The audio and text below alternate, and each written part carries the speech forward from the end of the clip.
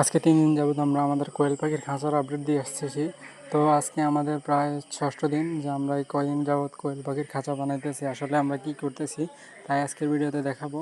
আমাদের প্রায় পুরো খাঁচাটা বানানো শেষ, টোটাল 4টা খোপ শেষ।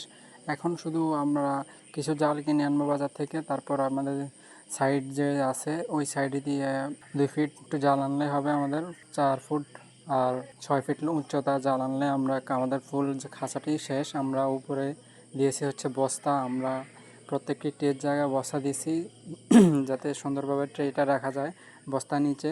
আর আমরা ঘুড়ি বানাইতেছি, ডাউস ঘুড়ি। আপনারা কে কোনটা কি বলেন জানি না, আমরা এখানে ডাউস ঘুড়ি বলি। আমরা প্রায় বানানো শেষ, এখন আমরা দড়িকে নিয়ে উড়াবো। আমরা কিছুদিনের ভিতরে ভিডিও দেখাবো যে ঘুড়িটা কীভাবে উড়ে বা আমরা কী করি। আর আমরা আমাদের খাঁচা শেষ, এখন এবার থেকে আমাদের খাঁচা কীভাবে ডিম আসে বা কীভাবে কী করি সব দেখাবো ইনশাল্লাহ। সবাই আমাদের জন্য দোয়া করবেন। আসসালামু আলাইকুম।